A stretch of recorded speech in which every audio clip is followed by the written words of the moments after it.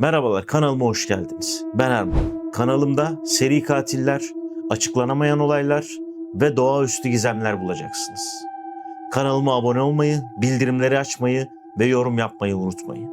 Bu dosyada tahmin edeceğiniz üzere karşımızda yine bir seri katil var. Ama öyle gizli saklı yaşayanlardan değil. Podcast yayınlarına çıkıyor, itiraflarda bulunuyor, hatta hızını alamayıp YouTuber oluyor. Adamın kanalı 28 bin aboneye ulaşmış. İsmini de Katil Pedrino koymuş. Şaka ama gerçek. Asıl adı Pedro Rodrigues Filho. Brezilya'da ona Pedrino Matador diyorlar. Türkçesi küçük katil. Ama yaptığı işlerin küçüklükle falan alakası yok. Kimine göre buz gibi soğukkanlı bir katil, kimine göre ise adaletini dağıtan infazcı. Hikayesine ne ararsanız var. Şiddet, saf öfke, pişmanlık ve bolca itiraf. İnsanlar haliyle şunu merak ediyor. Bu kadar eli kana bulamış bir insan gerçekte değişebilir mi?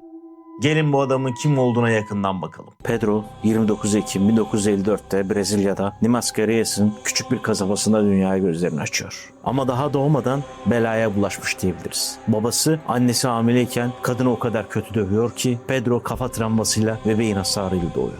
Uzmanlara göre çocuk yaştaki bu hasar ilerideki o sert kişiliğinin de ilk kıvılcımı oluyor. Büyüdüğü ortamda bataklık desek yeridir. Aile içi şiddetin göbeğinde yoksullukla boğuşan, sevgi yerine korku ve öfkeyle beslenen bir çocuktan bahsediyoruz.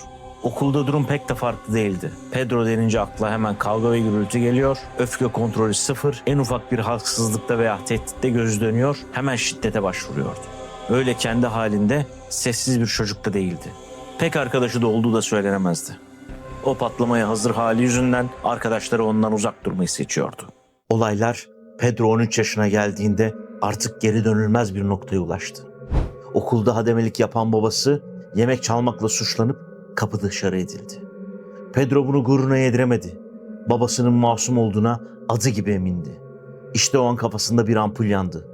Adalet denen şey öyle mahkemeyle ya da yetkililerle gelmeyecekti. Kendi adaletini kendisi sağlamalıydı. Henüz 14 yaşındayken elini kana buladı ve ilk cinayetini işledi. Hedefindeki isim babasının işten kovulmasına sebep olan belediye başkan yardımcısıydı. Adamı resmen pusuya düşürdü. Öyle anlık bir patlama falan da değildi. Bildiğimiz planlı, programlı bir infazdı. Bu da bize gösteriyor ki o yaşta bile Pedro'yu harekete geçiren şey çok güçlü bir intikam duygusuydu. Hızını alamadı. Kısa bir süre sonra asıl hırsız olduğunu düşündüğü okulun güvenlik görevlisini de ortadan kaldırdı.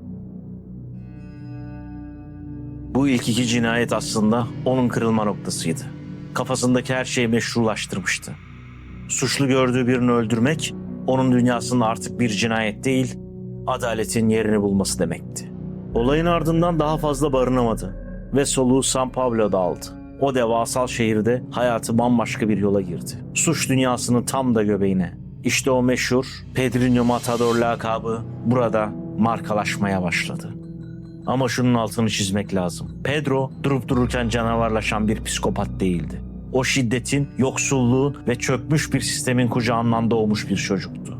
İçinde büyüttüğü, o dindiremediği öfke önce ailesinin intikamını alma hırsıyla başladı, sonra da karanlık bir yere evrildi. São Paulo'dan kaçtıktan sonra Pedro artık sadece intikam peşinde koşan o çocuk değildi. Suç dünyasının derinlerine daldıkça onu diğerlerinden ayıran bir tarzı oluştu. Pedro önüne geleni infaz etmiyordu. Kendince bir filtre koymuştu. Uyuşturucu satıcıları, tecavüzcüler ve ehli kanlı suçlular. Kısacası ölümü hak ettiğine inandığı kişileri seçiyordu. Sokakların kendi kendine tayin ettiği cellada gibiydi. O yıllarda ufak bir çeteye girdi. Hırsızlık ve uyuşturucu işlerine bulaştı. Ama asıl mesleği, yani cinayetlere geri dönmesi çok da uzun sürmedi. En önemli ve kan donduran eylemlerinden biri sevgilisinin peşindeki bir çete liderini gözüne kestirmesiydi. Mevzu tamamen şahsiydi ama infazı kelimenin tam anlamıyla vahşice oldu. Adamı kaçırıp işkenceyle öldürmekle kalmadı. Bütün çeteyi de düşman görüyordu. Bir baskında grubun neredeyse tamamını tek başına alt edip infaz etti. Pedro artık öyle bir noktaya gelmişti ki tam bir ölüm makinesine dönüşmüştü. Polis peşindeydi ama ortada ne bir tanık ne de sağlam bir delil vardı. Çünkü öldürdüğü adamların hepsi zaten suç dünyasının içindeydi. Kimse polisi gözüne kestirip bizi öldürüyorlar diyemiyordu. Üstelik halk ondan öylesine korkuyordu ki Pedro birinden nefret ederse o adamın artık yaşama şansı yoktu. Kurbanlarını sadece öldürmüyor, onları parçalara ayırıyor ya da tanınmaz hale getiriyordu. Empatinin duygusunu tamamen yok olmuştu. Ama kendisine göre bir raconu vardı. Masuma dokunmuyor, sadece günahkar dediklerini temizliyor. İşin koptuğu yer ise annesinin ölümüydü. Pedro, öz babasının annesini vahşice katlettiğini öğrenince çok sinirlendi. O andan itibaren tek bir amacı vardı: İntikam. Sonunda yakalanıp hapse girdiğinde sanki kader onu bekliyormuşçasına babasıyla aynı yerdeydi. Brezilya suç tarihine geçen o meşhur ve korkunç olay orada yaşandı. Pedro cezaevinde öz babasını çıplak elleriyle öldürdü. Mevzu sadece öldürmekle bitmedi. İşin boyutu tam da bir vahşete dönüştü. Babasını defalarca bıçakladı. Yetmedi, vücudunda parçalara ayırdı. Hatta anlatılanlara göre babasının kalbinden bir parça kopartıp çiğnedi. Bu kan donduran eylem Pedro'nun sadece soğukkanlı bir katil olmadığını, adaletin ancak en sert şekilde geleceğine dair o hastalıklı inancını da perçinlemiş oldu. Zaman geçtikçe Pedro'nun arkasında bıraktığı ceset torbaları da saymakla bitmez hale geldi. Kendisi yüzün üzerinde insanı infaz ettiğini iddia etse de resmi makamlara 71 cinayetin net bir şekilde kanıtladı. Tutuklandığı döneme gelindiğinde Pedro artık Brezilya'da bir suç efsanesine dönüşmüştü bile. Kimilerine göre sokakları pislikten arındıran bir kahraman, polise göre ise derhal durdurulması gereken azılı bir seri katildi. Nihayet 1973 yılında yakalandı. Mahkeme işlediği onlarca cinayet için ona tam 148 yıl hapis cezasına çarptırdı. Fakat o dönemde Brezilya yasalarında ilginç bir açık vardı. Suçun ne kadar ağır olursa olsun bir mahkum en fazla 30 yıl yatabiliyordu. Bu demek oluyor ki onlarca can alan bu adamın bir gün dışarı çıkma ihtimali hala masadaydı. Ancak hapishane Pedro için bir ıslah evi olmadı. Aksine parmaklıklar ardında daha çok tehlikeli, daha çok gözü kara birine dönüştü. Pedro için hapishane parmaklıkları bir son değildi. Yeni bir av sahasıydı. Her türlü suçlunun olduğu o sistemde Pedro kendine yeni bir görev edindi. İçeride yaşamayı hak etmeyenleri temizlemek. Hapishanede diğer mahkumları tek tek avlamaya başladı. Genelde diş fırçalarını sivriltip şiş yaparak ya da bulduğu metal parçaları bileyerek sessizce yaklaşıyor, kimsenin ruhu duymadan işini sessizce bitiriyordu. Kurbanlarını yine rastgele seçmiyordu. Çocuk istismarcıları, tecavüzcüler ve kendi gözünde aşağılık gördüğü diğer katiller baş hedefiydi. Yıllar sonra verdiği röportajlarda bu insanları ortadan kaldırmanın doğru olanı yapıyormuş hissi verdiğini söyleyecekti.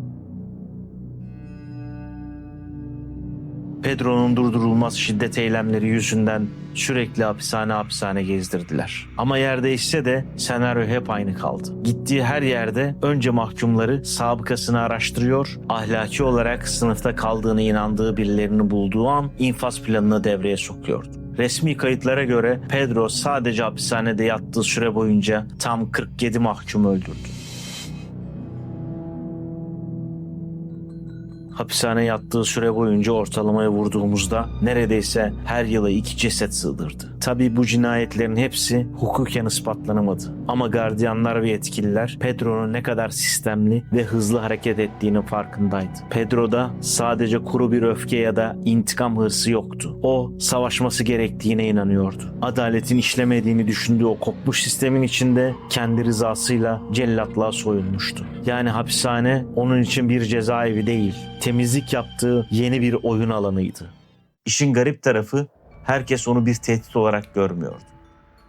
Eğer hedef listesinde değilseniz bazı hapishane görevlilerine ve mahkumlarına gayet sakin, hatta işbirliğine açık biri olabiliyordu. İşte Pedro'nun o tuhaf, paradoksal tarafı da buradaydı. Bir yanda gözünü kırpmadan adam doğrayan bir canavar, diğer yanda son derece rasyonel, stratejik düşünen bir kafa. İçeride olduğu yıllarda medya peşini bırakmadı. Gazetelere manşet oldu. Suç programlarında konuk edildi. Herkes aynı sorunun cevabını merak ediyordu. Bir insan nasıl bu kadar acımasız olup da yaptığı her şeye kendince ahlaki bir kılıf bulabilirdi. O, önüne geleni vuran rastgele bir seri katil değildi. Seçici bir zihni, kendine has bir mantığı vardı. Hikayesinin hem bu kadar korkunç hem de benzersiz kılan tek şey de buydu zaten. 2003 yılına gelindiğinde içeride işlediği o ek cinayetler yüzünden işler iyice karıştı. Yıllar geçip gitti ama Brezilya yasaları müebbet hapse geçit vermiyordu. Sonuç olarak arkasındaki o kabarık suç dosyalarına rağmen Pedro teknik olarak özgürlüğüne kavuşma hakkı kazanmıştı. Ve beklenen oldu. 30 yılı aşkın süreyi parmaklıklar ardına devirdikten sonra Pedro Rodriguez Filho tahliye vakti geldi çattı. Takvimler 2007 yılını gösterdiğinde Pedro artık serbest bir adamdı. Topluma geri dönmesi ülkede tam bir kaos yarattı. Kimi korkudan ne yapacağını şaşırdı. Kimi ise böyle bir adam gerçekten değişebilir mi diye meraka düştü. Ama dışarıda onu bekleyen dünya bıraktığı gibi değildi. İnternet dünyayı sarmış, sosyal medya her şeyin önüne geçmişti. Herkes onun bir köşeye çekilip izini kaybettireceğini düşündü. Pedro şaşırtıcı bir hamle yaptı.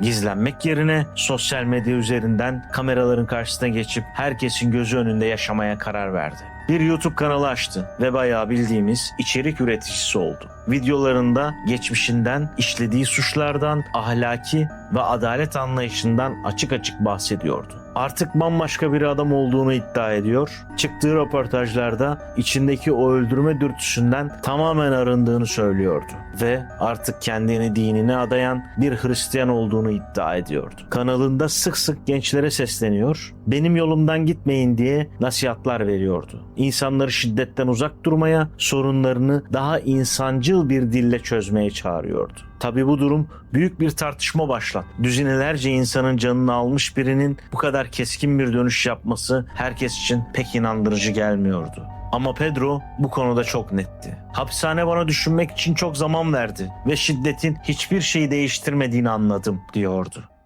Yine de geçmişin gölgesi yakasını hiç bırakmadı. İşlediği cinayetlerden bahsederken yüzü en ufak bir pişmanlık emaresi görülmüyordu.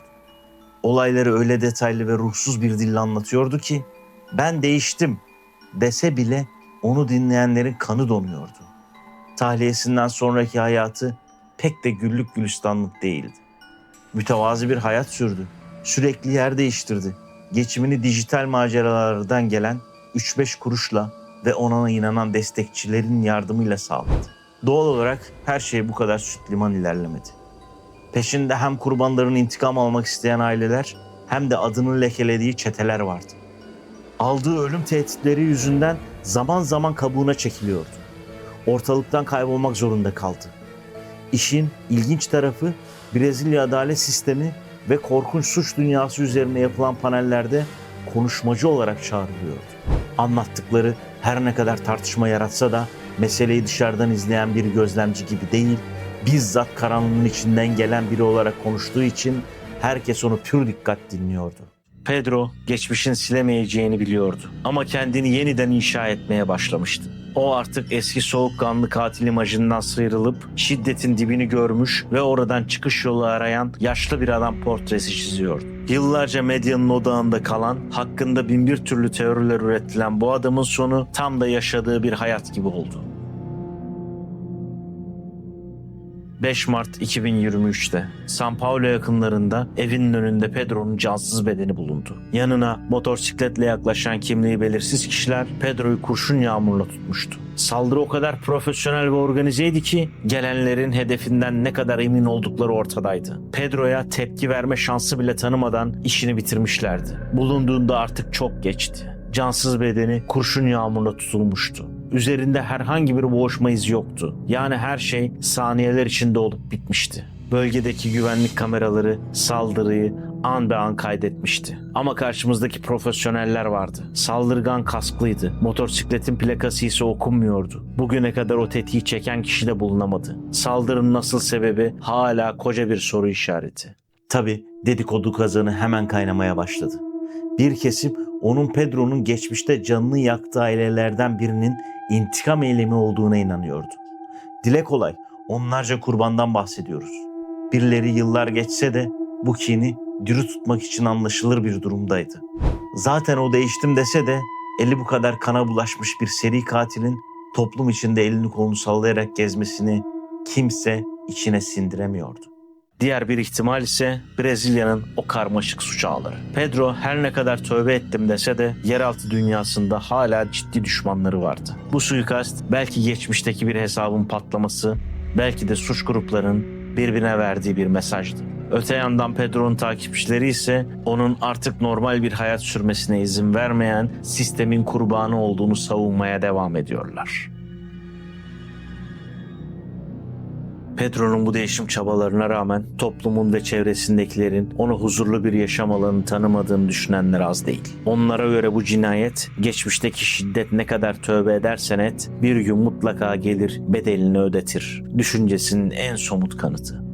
Brezilya polisi geniş çaplı soruşturma başlatsa da sonuç hala koca bir hiç. Ortada ne bir tutuklama var, ne bir itiraf, ne de katile götürecek somut bir delil.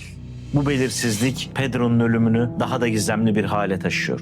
İntikam için mi öldürüldü, karanlık geçmişinin bir faturası mıydı? Yoksa arkasında çok daha karışık, henüz bilmediğimiz bir hesaplar mı var? Kesin olan tek bir şey var. Pedro Rodrigues Filho'nun ölümüyle Brezilya suç tarihinde koca bir devir kapandı.